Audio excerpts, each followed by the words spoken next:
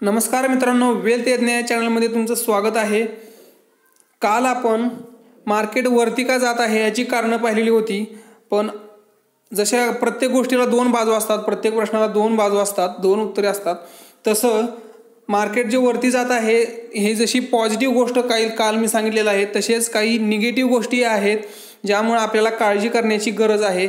कोणाला जर एकदम लमसम अमाउंट जर इन्वेस्ट करायची असेल तर त्यांनी आता इन्वेस्ट करू नये असं मला का वाटतंय हे मी आज या व्हिडिओमध्ये सांगणार आहे।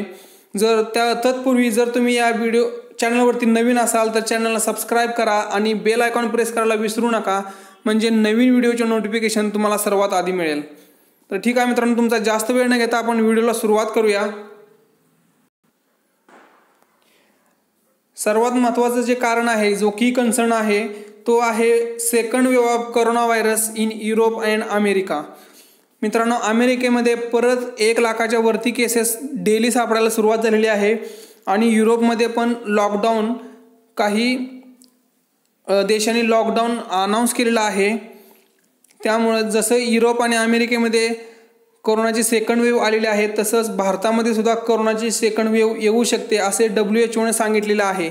हे सर्वात महत्त्वाचं मेजर कारण मला वाटत आहे की आपल्याला की कन्सर्न एरिया जो आहे तो हा सर्वात महत्त्वाचा आहे। आपण सुरुवातीला बघितलेलं होतं की जसे कोरोनाचे केसेस होते ते अमेरिका आणि युरोप ह्या देशामध्ये सुरुवातीला कोरोनाचे केसेस वाढलेले होत्या आणि त्याच्यानंतर भारतामध्ये केसेस वाढायला सुरुवात झाली आणि नंतर लॉकडाऊन आपल्यावरती इम्प्लिमेंट करण्याला आलेलं होतं भारतामध्ये। जर परत लॉकडाऊन जर इम्प्लिमेंट करण्यात आला, जर लॉकडाऊन केला भारतामध्ये, तर मार्केट परत ढासळण्याची शक्यता आहे। त्यामुळे जर तुम्हाला लमसम अमाऊंट इन्वेस्ट करायची असेल तर तुम्ही ह्यावेळी इन्वेस्ट करू नका। तुम्ही स्टॅगर्ड वेळेने इन्वेस्ट करू शकता, आता सुद्धा तसा काही प्रॉब्लेम नाही, पण लमसम अमाऊंट तुम्ही ह्यावेळी इन्वेस्ट करू नका।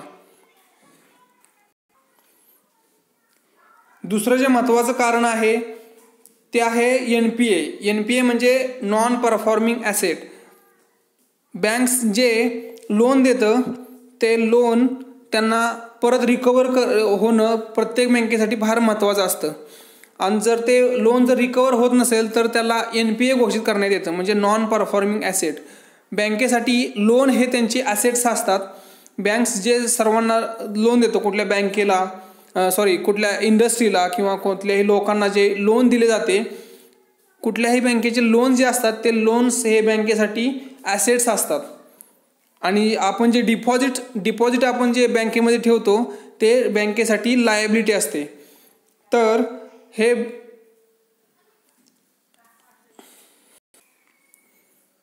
सुप्रीम कोर्टाने जे आहे ते निर्णय अजून राखून ठेवलेला आहे किंवा अजून दिलेला नाही की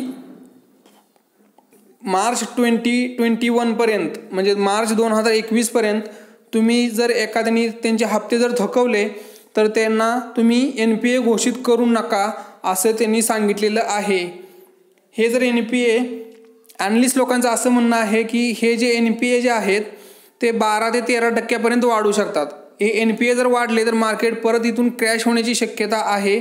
त्यामुळं बँका जे आहेत ते NPA किंवा ते बँका जे आहेत ते रिझल्ट कशा डिक्लेअर करतायत ते त्याच्याकडे आपलं लक्ष राहिलं पाहिजे आणि इथले पुढचे 2 क्वार्टर तरी कमीत कमी फार महत्त्वाचे आहेत बँकासाठी। आणि NPA जर इथून पुढे जर वाढत राहिले तर इथून मार्केट क्रॅश होण्याची शक्यता आहे। तिसरी महत्त्वाचं जे कारण मला वाटत आहे ते म्हणजे कन्झम्पशन पॅटर्न जो आहे लोकांचा, कन्झम्पशन पॅटर्नमध्ये आलेला फरक हा एक महत्त्वाचं कारण आहे। कन्झम्पशन पॅटर्नमध्ये 2 प्रकार असतात, एक असतं तो नीड बेस्ड असतो आणि दुसरा असतो तो वॉन्ट बेस्ड असतो। नीड बेस्ड म्हणजे अन्न वस्त्र निवारा हे आपल्या मूलभूत गरजा आहेत।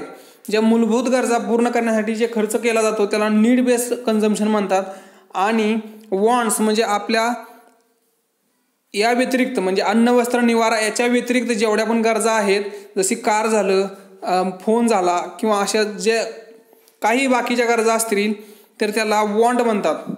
तर ह्या वॉन्टवरती जे पहिले जास्त ॲग्रेसिव्हली आपलं कन्झम्पशन होत होतं, त्याच्यावरती जो खर्च होत होता तो आता कोरोना काळामध्ये एकदम कमी होत आलेला आहे आणि त्यामुळं जी इकॉनॉमी आहे ती इकॉनॉमी थोडीशी त्या मानानं एवढी जशी चालायला पाहिजे तसे आता चालत नाही आहे.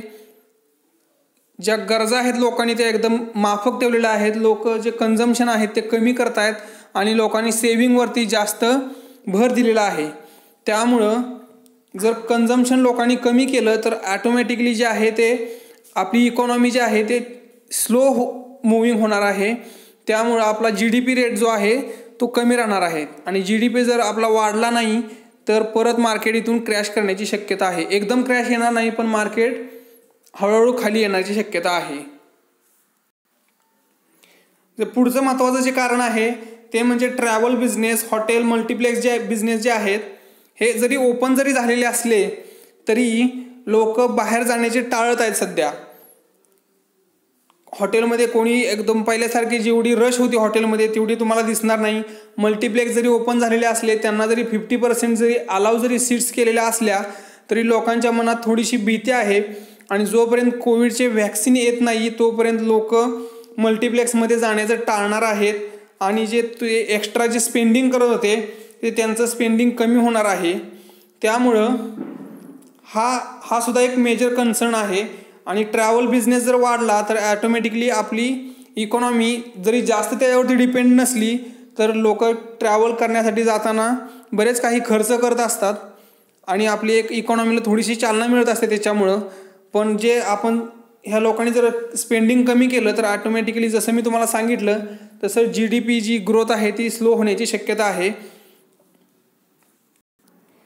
आणि शेवटचं जे महत्त्वाचं कारण मला वाटतं आहे ते म्हणजे कॉर्पोरेट्स जे आहेत, जे मेजर बिझनेस हाऊसेस असतात, त्यांनी आपले जे एक्सपान्शन प्लॅन आहे ते एक्सपान्शन प्लॅन ते त्यांनी सध्या पोस्टपोन केलेले आहेत. थोडक्यात पोस्टपोन केलेले आहेत किंवा गटऱ्यामध्ये बांधून ठेवलेले आहेत. थोडक्यात जोपर्यंत त्यांना काही क्लॅरिटी येत नाही किंवा कोविड वॅक्सिन वगैरे याची किंवा GDP ग्रोथ एकदम पिकअप झालेलीची जोपर्यंत त्यांना काही दिसत नाही कुठं, तोपर्यंत त्यांनी ते प्लॅन जे आहेत ते पोस्टपोन केलेले आहेत.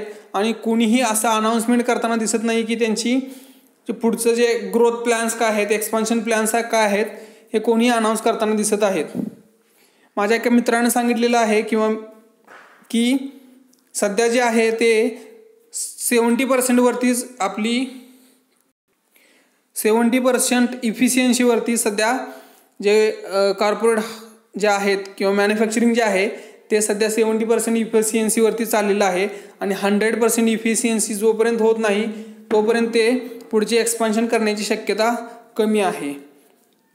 मित्रांनो, हे मला वाटत होते जे कारणं जी मला वाटत होती मी तुमच्यासाठी आणलेली होती. तर तुम्हाला जर हा व्हिडिओ आवडला असेल तर या व्हिडिओला लाईक करा, शेअर करा आणि जर तुम्ही अजून चॅनल सबस्क्राईब केलं नसेल तर चॅनलला सबस्क्राईब करा आणि बेल आयकॉन प्रेस करायला विसरू नका, म्हणजे नवीन व्हिडिओचे नोटिफिकेशन तुम्हाला सर्वात आधी मिळेल. तर ठीक आहे मित्रांनो, परत भेटूया अशाच एका नव्या व्हिडिओसोबत. तोपर्यंत जय हिंद, जय महाराष्ट्र.